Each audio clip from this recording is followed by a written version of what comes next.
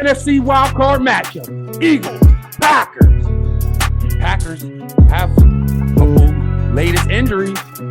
Hurts finally out of the concussion protocol.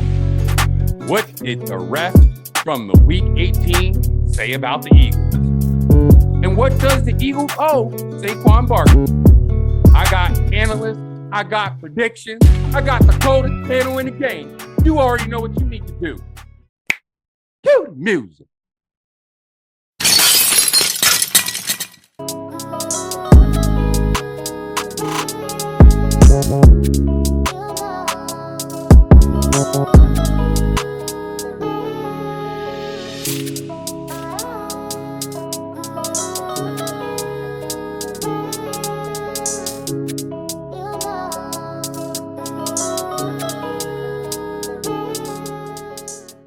Let's make this epic. Welcome to the Skybox, where we give our epic perspective in the imperfect sports world. Now let me introduce you to the coldest panel in the game. State University, home, Mechanicsburg, PA. We are Daryl, Westchester University. I like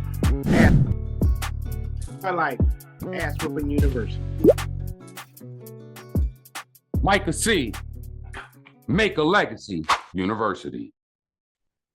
Now, if you want that NFL, Philadelphia Eagles content with a bit of entertainment, you need to tune in to this channel. And I'm going to tell you, hit that like and subscribe button because it's only $3.99. Let's get into it. But first, I need to say right now, we have 289 subscribers. We got to get to that little goal of 300. So we need 11 more subscribers. And you already know what the main goal is. Main goal is 1,000 subscribers. But let's get into it. Eagles, Packers. What do you think the impact of the Christian Watson injury, a torn ACL, will have in this game, Daryl?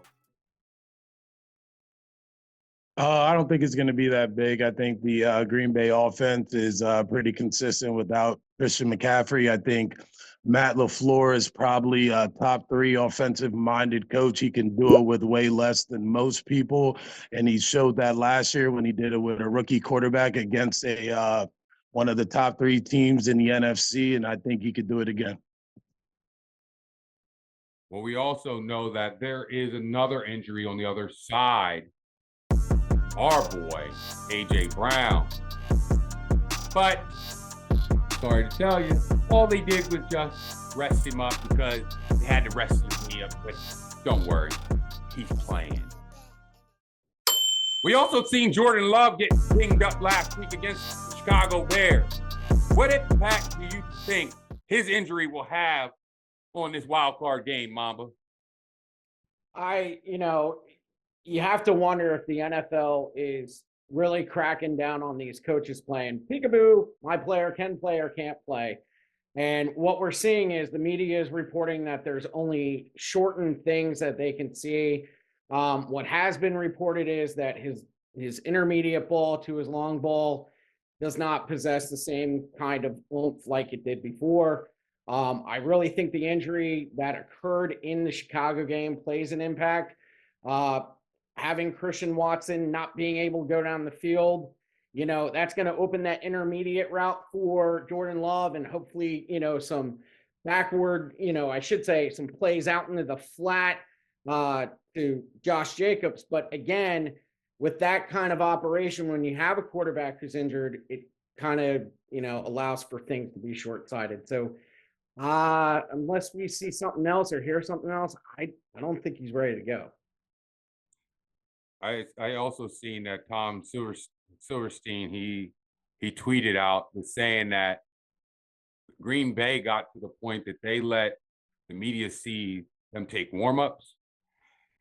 He also said they let them see them team stretch, but they did not let them see the individual workouts. To me, I feel that's a red flag. To me, I think the impact, he will definitely play, Well, I don't think the impact will be on the elbow. It's going to be on the grip of the ball. When it's cold out there, hitting that elbow, gripping that ball, whew, could be something else to see. I want you guys to comment below. Does that injury to Jordan Love and does the injury to Christian Watson really make a big impact in this game? Comment below. Coach, what aspect of the Green Bay Packers should the Eagles be concerned about? Just Jordan Love himself. If he's there, he is that dynamic player. He's one of the top few quarterbacks that's winning, and plus it's playoff time. Jordan Love shows up at playoff time because he wants that check. So watch Jordan Love, Jacobs.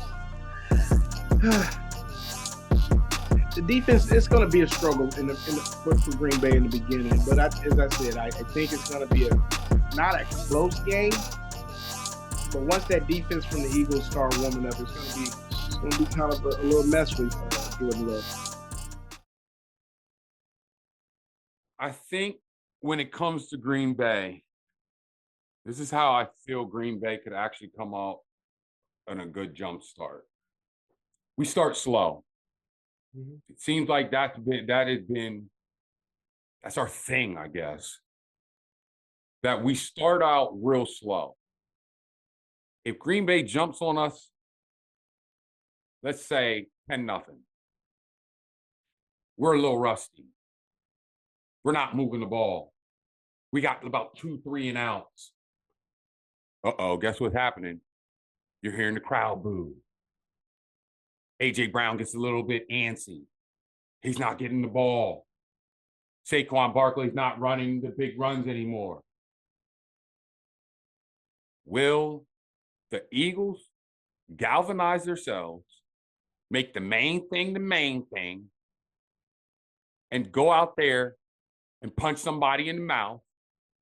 Or will they fold after a couple things here and there? Your thoughts and comments. Comment that below. Mama, I want your comment. What do you think? If the Eagles are behind. Okay. Eagles are behind. 3 and out. 3 and out. Okay.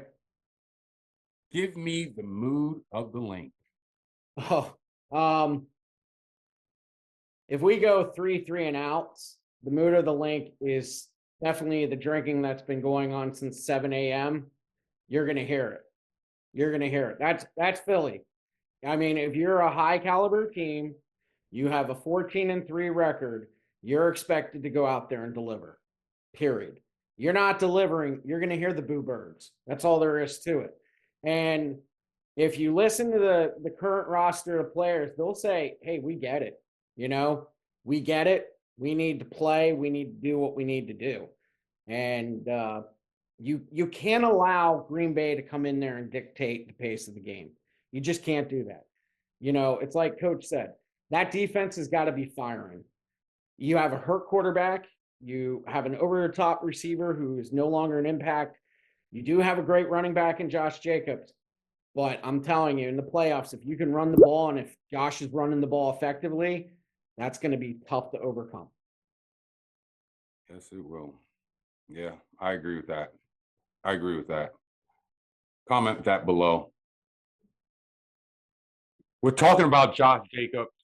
What impact do you think Josh Jacobs in that run game will have this weekend against the Eagles?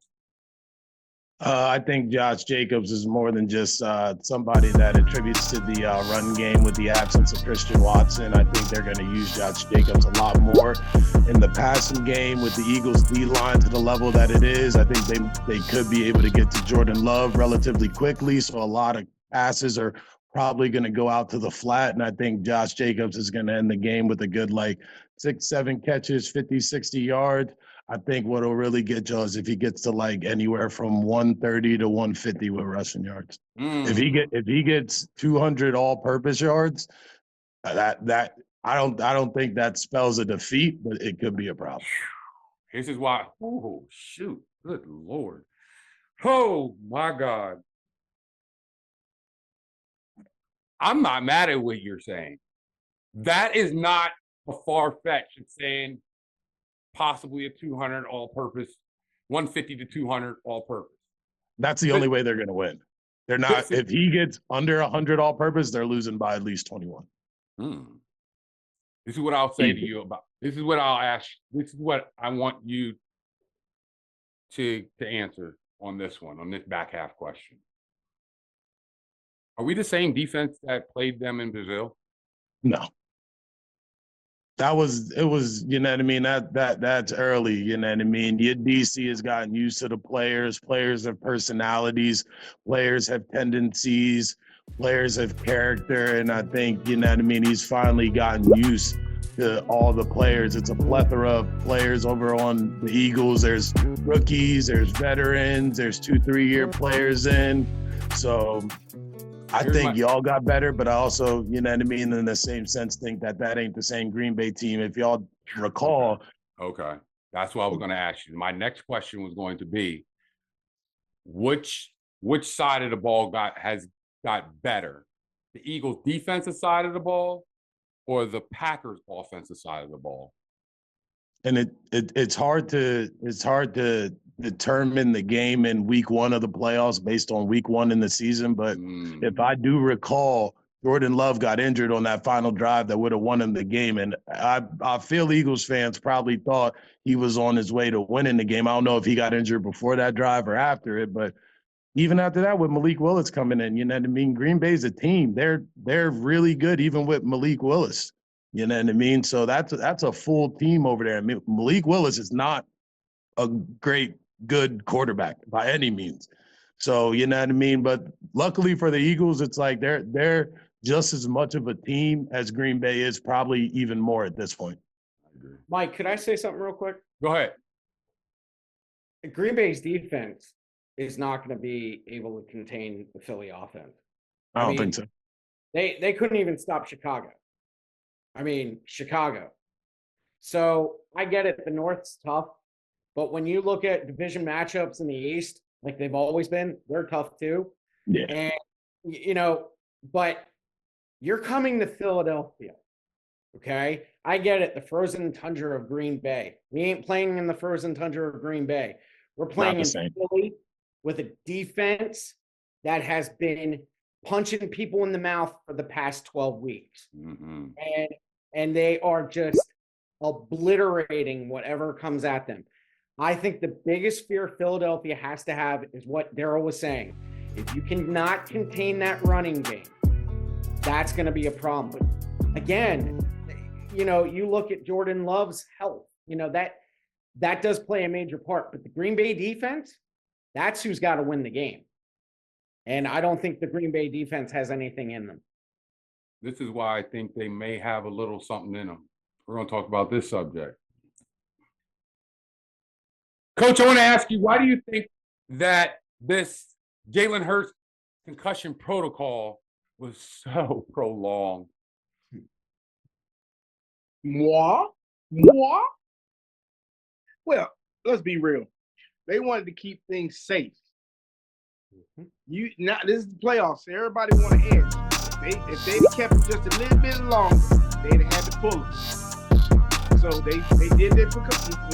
It's a standard of 2 weeks, really. Yeah, it's a standard. But they wanted to give it the first week, and I bet you they did everything they possibly could, gave him every kind of medicine known to man to get that man ready, because if he's out, the coach is out. And I'm talking about after the season. And just based on what Coach was just saying, I don't know if the 2 weeks not playing is a good thing. You know what I mean? It's always a good thing when you win that playoff game, but like it's always a bad thing when you don't. Like I've seen the Cowboys sit people in the last week of the season. They don't come in. Luckily for the Eagles, they got something we don't have, and it's going to be just like Mamba said. Them people that were drinking from 7 a.m., when they hit that field, it's going to be an energy like no other. You can't replicate that in any stadium in America. Like Philly is the true home field advantage. I don't really see teams really having home field advantages to the level that the Eagles have. But if they get that crowd on their side in the first quarter, it is a wrap. This is what I'll tell you, Daryl. Guess what happened on that Super Bowl run? Jalen Hurts got injured in the Chicago game in a shoulder injury. Jalen Hurts came back 2 weeks later and played the Giants and blew out the Giants. Jalen Hurts didn't have to do much the following week because they went and they blew out the 49ers. Jalen Hurts went out in the Super Bowl and had an MVP caliber performance. So why do I feel good? Why do I feel good about this? I feel good about QB1 because I think he's going to be fine when it comes to throwing. Because when it comes to our offense, if you know, we are not a timing offense, passing offense. Ours is let's get the outs, let's get the slants, let's get it popping. We are not timing. There's no timing going with our passing offense. That's why I think QB1 will take a little bit of time, but I think they're going to stack the box because they're going to try to test QB1. But what needs to happen, they need to know that bad boys sitting outside there, A.J. Brown and Devontae Smith, and they're going to go out there and do some damage. And, oh, by the way, you want to go ahead and bring that other linebacker in? Not a problem. Hey, guess what? Knock, knock. Guess who came back? Dallas Goedert. And you can keep on bringing all your linebackers in because knock, knock. Guess who's going to end up breaking one of them little 60 to 70-yard runs? Saquon Barkley, a.k.a. 2K Say. Bro, you stack the box and you give AJ one-on-one more than, I'd say, 10-plus times in the game. Okay. Bro, there's going to be a 60, 70-yard catch in there somewhere. And here's one last little bit of gem I'll drop to you. Jair Alexander isn't playing in the game. Jair Alexander had to play A.J. Brown. Not saying that their young corners aren't too shabby, but guess who they haven't played? A.J. Brown and Devontae Smith. So it's going to be difficult for that defense. I mean, they had St. Brown versus Williams twice this year. So I mean, they had Addison and Jefferson twice this year. So they are battle tested. Yeah. But in my opinion, though, that still ain't AJ and Devontae, and that's because Saquon's going to take that coverage from them. But I think that's familiarity within the division, though. I think that's true. That's true. You know what I mean? The fact that Green Bay saw Philly in that season opener, I mean, they scored some garbage points at the end, but they're losing by 12 with 3 minutes left in the game. Right. So when you look at what Saquon did in that first game, I mean, he was busting left and right. They had 8 in the box. This line, if you didn't know, they have a group chat, and Saquon bounces things off his line. All 5 starting offensive linemen contribute to that. They love it. They love that camaraderie that Saquon has started and, actually fostered and nurtured, that they're constantly communicating. And then Saquon's going back to Kellen Moore saying, look, the line loves running this particular play. So you've got veteran leadership on that team where up front, they're going to dictate the pace. They're going to see that stacking of the box. They're going to run counters. They're going to run anything they possibly can to get that defensive line of Green Bay off balance. And overall, you can't stop a guy like Saquon Barkley for the nah. And with that offensive line. 110 in the game, you're like, good job, D. And that offensive line, too. Let's not look at that offensive line, too, is one of the biggest and most athletic offensive line we've seen. And also, my man Mattydubs Films, he shows us a little bit how the Eagles are unstoppable right now. Check this out. The Philadelphia Eagles just sent a league-wide warning to the NFL that, yes, they are the best team in the NFC, and I really don't even think it's that close, and the reason being is because they're able to get so much pressure on quarterbacks almost on every single play.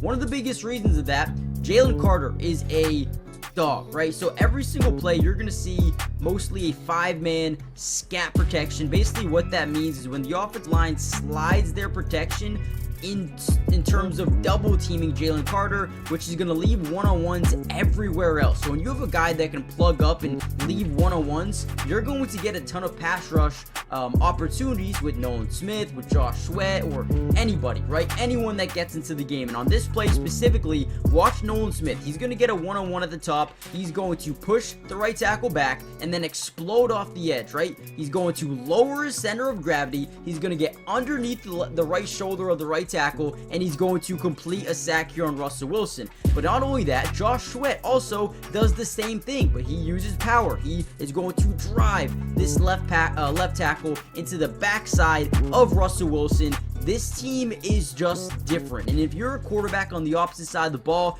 good luck. Hey, Coach, should the Eagles be on upset alert versus the Packers? This is playoffs. Anything's possible. Anything's possible. I would want to put them on upset alert, but if they did their homework, Eagles win. I want to ask you, since Saquon was at peace, a.k.a. 2K say, from breaking the single season record, I'm going to ask each one of you, do you think the Eagles have to win the Super Bowl for Saquon now? Mamba. He's not 37, he's 27. I mean, that's the big thing. I mean, this is his first year. He sees the offensive line. He has all these tools, these talents around him. I mean, would it be a disappointment for the Eagles to get back to the bowl and lose the chip? Absolutely. But is that going to go down as something that's going to deteriorate or cause the team to raise panic? No. I think Saquon sees this as, I'm actually an NFC East champion. I didn't even know what that was. He even said that. He goes, I didn't even know they gave T-shirts and hats out for that. So he's seeing little things, positive things that are adding to his repertoire, adding to his, overall, hey, this is my list of accomplishments. Would have been great for him to get 101 yards, absolutely, against this former team. But it's not Super Bowl or bust. As much as I want us to win the Super Bowl, hey, it is what it is. I think he's so grounded in his beliefs that he's going to say, next year, guys, next year. Same question, Daryl. Yeah, I don't think that there's one team in the playoffs that's not thinking Super Bowl. So, like, of course, that's the ultimate goal. I think Saquon came there for the long game, as we've seen in that the interview that the Giants GM had with the president. You know what I mean? Saquon. We're not going to franchise him. Like, it doesn't make any sense to franchise him. So. Unless you think you can trade him after doing it. Right. Well, And none of those happened. John Mara, president and CEO of the Giants. what are we really going to get? Unless it got down to like $7 million. And I don't want to offer that because I don't want to be like we disrespected him. There's 31 teams. It only takes one. Check this out, Giants fans. Maybe be open to doing something. Check this If out. it doesn't get to that, hey, we're going to do the right thing. We're going to let you hit free agency, find out your market, come back, and let us know if we can match it. If we can, we'll have those discussions. I mean, in a perfect world, I'd still like to have him back. I just, until we can prove that we can have a decent offense without him. In a perfect world, John Mara wanted him back. Giants make the right move. Looking for something long term. He was looking for a home. He went to Penn State. He knows, unfortunately, from a Cowboys perspective, he knows he's home, and I could see him ending his career there. He gets so much love in Philly, which is well deserved. You know what I mean? I have a spot in my heart for Saquon. I seen him with that blue and white on, so I hope him individually nothing but the best. You know what I mean? Because he is the way an NFL player should be. Because a lot of other players would have been complaining last week, but he knows the bigger picture. So I think in the long run, it's not Super Bowl or bust, but their mindset at this very moment has to be Super Bowl. Oh, it just has to be beat Green Bay. It's one step at a time. That's it. Coach, what you think? Stop all that bull. Both of you sound like a bunch of girls. You know how hard it is to get back to the Super Bowl. It is Super Bowl or bust. Stop that mess. You are not guaranteed to make the Super Bowl every year. We're in a salary cap year. People want to get paid. That's why we used to call it every week who had a great season. We call them pay the man. Super Bowl is not important. See, the thing is about the Eagles, the good thing about the Eagles, based on what you just said, everybody is paid. No, So that's not. Stop it. When AJ's paid, Devontae's paid, Jalen's paid, Saquon's paid, Lane's paid. Time. Get further into the playoffs, you're going to want to get paid more. This is the NFL. So let me try this again. Yeah, definitely. Super Bowl is what they're trying to do. Saquon just ran for 2Ks. Y'all would say whatever. But now, I like that name. Because now he's a 2K runner. He's not a 1,000-yard runner. He's a 2K runner. So I want to be paid like a 2K runner. Super Bowl. There it is. There it is. If they owe Saquon something, comment below. I got the coldest channel in the game. They're back. My boys is back. If you have any thoughts, questions, or concerns, email us at the number one skybox at gmail.com. It's your boy, Mamba. It's the boy, Daryl P. It's your boy, Coach Twilight. And it's me, Michael C., the source of life over the mic. And I'm going to leave these 4 words. Now let's make it epic.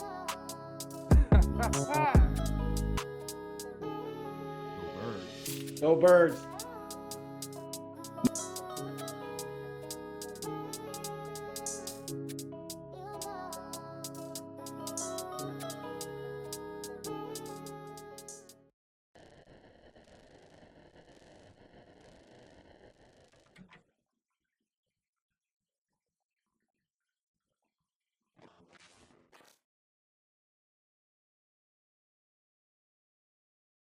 Let's make this epic. If you like this episode, just think who we predicted in the 2024-2025 NFL playoffs.